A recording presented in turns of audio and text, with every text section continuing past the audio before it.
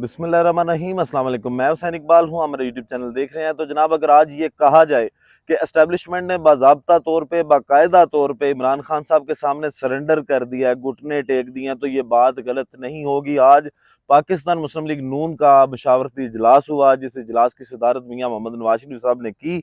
और वज़ीर आज़म शहबाज शरीफ साहब भी उस इजलास में मौजूद थे। तो उस इजलास में ये फैसला किया गया कि पाकिस्तान तहरीक इंसाफ के साथ जो है वो मुज़ाकरात किए जाएं और मुज़ाकराती टीम तश्कील दी जाए। फिर वो टास्क जो है वो राना सनाउल्लाह साहब को दिया जाता है, और उनको ये कहा जाता है कि जनाब, आप पाकिस्तान तहरीक इंसाफ के साथ जो है वो बाज़ाब्ता तौर पे बराह रास्त रब्ता करें और उनसे बात करें। फिर ये चीज़ें भी उसमें डिस्कस हुई कि अगर पाकिस्तान तहरीक इंसाफ का कारकुन जो नाराज़ होता है कि अगर तहरीक इंसाफ मुस्लिम लीग नून के साथ मुज़ाकरात के लिए बैठती है, तो यकीनन उनके कारकुनों में गम गुस्सा पाया जाएगा और वो नाराज़गी का इजहार करेंगे। तो उसका ये सोचा गया कि हम अगर इनडायरेक्ट राब्ता करें तो उसका भी कोई फ़ायदा नहीं है। तो डायरेक्टली महमूद खान अचकज़ई साहब, क्योंकि इमरान खान साहब जो हैं वो भी इनको इजाज़त दे चुके हैं कि वो सियासी पार्टियों से बात कर सकते हैं, तो महमूद खान अचकज़ई साहब का इंतखाब किया गया और राना सनाउल्लाह साहब ने पार्लियामेंट के अंदर राना सनाउल्लाह साहब से मुलाकात भी की, और उसकी तस्दीक भी महमूद खान अचकज़ई साहब ने कर दी कि जी, मेरी मुलाकात मुज़ाकरात के हवाले से राना सनाउल्लाह से हुई थी। और उन्होंने मज़ीद ये कहा कि पाकिस्तान तहरीक इंसाफ के रहनुमाओं से, असद कैसर से, बैरिस्टर गौहर से, शहबाज शरीफ साहब जो हैं वो पार्लिमान में मिले। अगर उस वक़्त जब वज़ीर आज़म ने इनको कहा था कि हम मुज़ाकरात करना चाहते हैं, ये कोई आगे से रिस्पॉन्स करते, तो अब तक मुज़ाकरात जो हैं वो शुरू हो चुके होते। ये महमूद खान अचकज़ई साहब ने तस्दीक की, राना सनाउल्लाह साहब से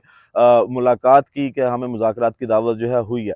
अब सवाल ये उठता है कि पाकिस्तान मुस्लिम लीग नून, अचानक उनको ऐसा क्या होता है कि वो ये फैसला करते हैं कि वो इमरान खान, जिसका वो नाम सुनना पसंद नहीं करते थे, वो इमरान खान जिसको वो चाहते नहीं थे कि वो जेल से बाहर आए या हुकूमत से वो बहुत दूर चले जाएं और उनके तमाम हकूक जो हैं उनको दबा लिया जाए, और पाकिस्तान तहरीक इंसाफ को, इमरान खान को जो है वो बोलने का भी मौका ना मिले, ये जलसा ना कर सकें, ये रैलियां ना निकाल सकें, ये कॉर्नर मीटिंग ना कर सकें, ये प्रोटेस्ट ना कर सकें। फिर जिस तरह इनकी जो क़यादत है, उनको जेलों के अंदर रखा गया और उनके ऊपर बोगस केसेस बनाए गए। उसके बाद अचानक तब्दीली अगर ये आई है, तो यकीनन ये तब्दीली इनकी अपनी मर्जी से नहीं आई। मियाँ साहब का अपना ये फैसला नहीं हो सकता, क्योंकि जिस कदर कठपुतली हुकूमत ये है, इनकी जब तक रस्सियाँ डोरें पीछे से ना हिलाई जाएं, ये कोई फैसला नहीं कर सकते। तो शायद कहीं डंडा बड़े घर से ही आया है, ताकतवरों का आया है कि मामला अगर आपसे नहीं चल रहे और अगर इसी तरह की सूरत हाल रहनी है, मईशत भी आपसे नहीं संभाली जा रही और सियासी तौर पे भी आप अपनी जगह लोगों के दिलों में नहीं बना पा रहे, और मकबूलियत का ग्राफ जो है वो इमरान खान का दिन ब दिन ऊपर से ऊपर जाता जा रहा है, तो उसके बाद कहीं ना कहीं आप लोगों को ये सोचना चाहिए कि बैठ के बात की जाए, कोई हल निकाला जाए। और एस्टेब्लिशमेंट की जानिब से इस प्रेशर के बाद आज उस इजलास में ये फैसला किया गया। इससे कबल दो अहम मुलाकातें हुई,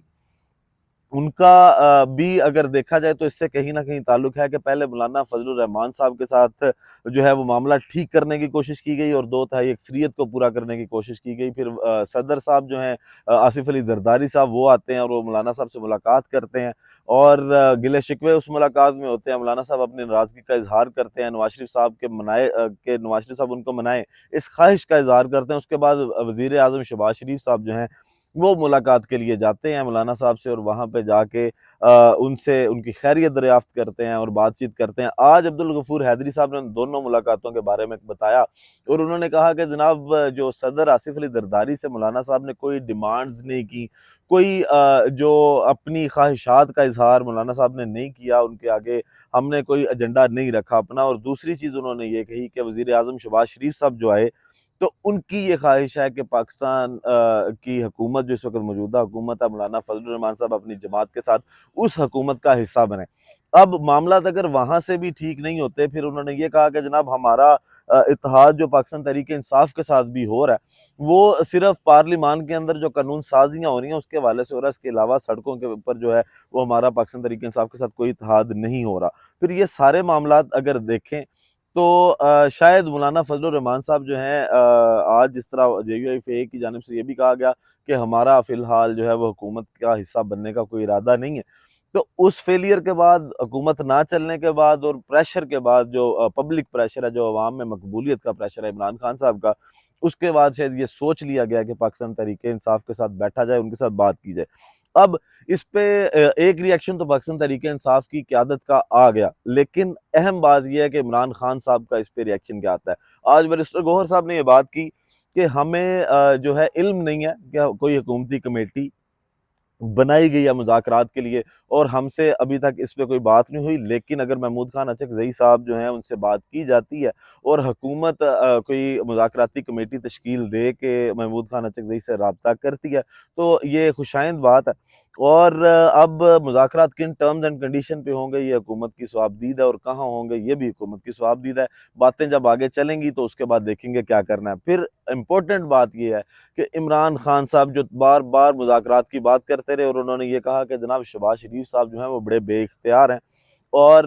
शहबाज शरीफ साहब से मुज़ाकरात का तो सवाल ही नहीं पैदा होता, और मुज़ाकरात अगर होंगे तो ताकतवरों के साथ होंगे। फिर अगर गैर सरकारी तर्जुमानों के हवाले से अगर बात की जाए जो कॉलम लिखते रहे और उन्होंने ये बातें की कि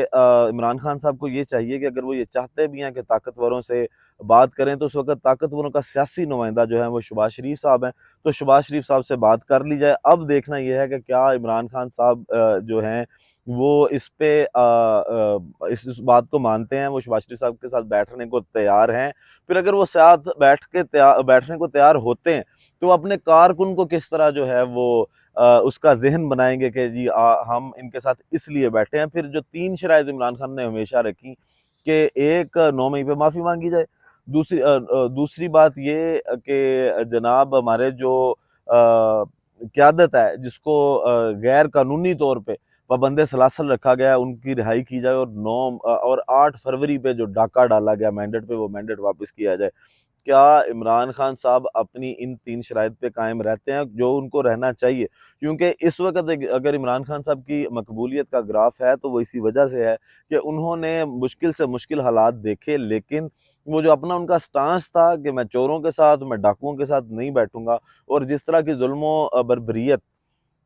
पाकिस्तान तहरीक इंसाफ ने देखी ये पिछले 2 साल के अंदर, अगर वो अब सारे मामलात अगर अब इमरान खान साहब ख़त्म कर दें और बगैर शराइत के बगैर मशरूत तरीके से मुज़ाकरात शुरू कर दें, तो वो यकीनन उस क़यादत के साथ भी, उन कारकुनों के साथ भी जिन्होंने डंडे खाई, मारें खाईं, वो सबके साथ ज़्यादती होगी। तो खान साहब का अब देखना ज़रूरी है कि अगली किसी भी प्रेस टॉक जो वो अडयाला जेल में करते हैं, मीडिया से गुफ्तगू करते हैं, या किसी क़यादत के थ्रू, अलीमा खान साहिबा के थ्रू, या किसी और सियासी क़यादत जो पाकिस्तान तहरीक इंसाफ की उनको जेल में मुलाकात करने जाती है, उनके थ्रू क्या इमरान खान साहब का इस पे स्टांस आता है, इमरान खान साहब कहाँ खड़े हैं, क्या वो मुज़ाकरात की शराइत जो हैं वो अपनी कोई नई बताएँगे, या इन्हीं शराइत के ऊपर वो मुज़ाकरात करने को तैयार हैं। फिर अगर यही शराइत इमरान खान साहब रखते हैं, उसके बाद सवाल ये पैदा होता है कि क्या हुकूमत ये अफ़ोर्ड करती है कि वो मैंडेट जो है वो वापस कर दे? क्या पाकिस्तान मुस्लिम लीग नून को अपनी 17 की 17 सीटें कबूल हैं, जो उनकी एक्चुअल सीटें शायद मुश्किल से बनती हैं, वो उनके साथ इस ऐवान में बैठने को तैयार है, और फिर यकीनन उनको अपोज़िशन में बैठना पड़ेगा? और क्या वो पाकिस्तान तहरीक इंसाफ को हुकूमत देने के लिए तैयार हैं, या फिर इसका कोई और हल निकाला जाएगा, या फिर कोई कौमी हुकूमत बनाई जाएगी, या सिर्फ़ जो इक़्तिदार का शिफ्ट है वो पावर ट्रांसफ़र होगी एक पार्टी से दूसरी पार्टी पे? ये बड़ा अहम सवाल खड़ा होता है, अगर हुकूमत इस चीज़ को तस्लीम भी करती है। और उसके बाद अगर बात करें तो राना सनाउल्लाह साहब एक तरफ तो वो मुज़ाकराती कमेटी का हिस्सा हैं, लेकिन दूसरी जानिब राना सनाउल्लाह साहब अभी तक ये बयानात दे रहे हैं कि मैं जो है वो प्रेडिक्ट करता हूँ कि पाकिस्तान तहरीक इंसाफ को 8 सितंबर के जलसे की भी इजाज़त नहीं मिलेगी। जब तक ये 9 मई के मामलात जो हैं वो अपने बेहतर नहीं करते, तब तक इनको जलसा करने की इजाज़त नहीं दी जाएगी। फिर वो ये कहते हैं कि जनाब इमरान खान साहब पे मिलिट्री ट्रायल हो सकता है, अगर फैज़ मीर साहब वाले मामलात में कहीं न कहीं डायरेक्टली या इनडायरेक्टली इमरान खान साहब इन्वॉल्व होते हैं, तो फिर मिलिट्री ट्रायल से कोई नहीं रोक सकता। तो वो एक जानिब आप मुज़ाकरात की बातें करते हैं, आप साथ बैठने की बातें करते हैं, दूसरी जानिब आपकी पार्टी के अंदर इख्तिलाफ़ात शुरू हो जाते हैं इस बात के बाद तो इसका मतलब ये है कि ये पार्टी का फैसला नहीं है, ये कहीं और से फैसला आया है जो इनके ऊपर इम्प्लीमेंट किया जा रहा है, और जिसमें क़यादत के अंदर अब जो है वो तज़ाद आ गया, इख्तलाफ आ गया कि वो करना चाहते हैं कि नहीं करना चाहते। आज जिस तरह ख्वाजा आसिफ साहब से पूछा गया कि जनाब आप मुज़ाकराती कमेटी का हिस्सा हैं, तो उन्होंने कहा कि जनाब मैं ऐसी किसी मुज़ाकराती कमेटी का हिस्सा भी नहीं हूँ, और ना मैं इन मुज़ाकरात के हक में हूँ। मैं नहीं चाहता कि जब तक 9 मई के मामला तय नहीं होते पाकिस्तान तहरीक-ए-इंसाफ के साथ मुज़ाकरात किए जाएँ। फिर एहसन इकबाल साहब ने भी 9 मई का सहारा लिया, और उसी की बुनियाद पर उन्होंने कहा कि पाकिस्तान तहरीक-ए-इंसाफ जब तक 9 मई पे माफ़ी नहीं माँगती, इनके साथ मुज़ाकरात नहीं किए जाने चाहिए। तो पार्टी के अंदर के जो हालात हैं वो ये बताते हैं कि मुस्लिम लीग नून के ऊपर इस वक़्त प्रेशर है, वो जो इस तरह की बातें कर रहे हैं कि हमारे साथ मुज़ाकरात किए जाएँ। अब देखना ये है कि इमरान खान साहब, उन्होंने तो अपना कार्ड खेल दिया, अब इमरान खान साहब कौन-सा हुक्म का इक्का निकाल के इनके इस चाल के ऊपर फेंकते हैं। अब हो सकता है इससे पहले भी बहुत से ट्रैप थे, ये भी शायद कोई ट्रैप हो। खान साहब को बड़ा सोच समझ के इस पे फैसला करना पड़ेगा, क्योंकि इसमें पाकिस्तान का भी मुस्तकबिल है, इसमें तहरीक-ए-इंसाफ का भी मुस्तकबिल है, और इसमें इमरान खान साहब का भी मुस्तकबिल है। बाकी वीडियो का इख्तिताम करते हैं इसी दुआ के साथ कि अल्लाह ताला पाकिस्तान पर अपनी रहमत नाज़िल करे। पाकिस्तान ज़िंदाबाद।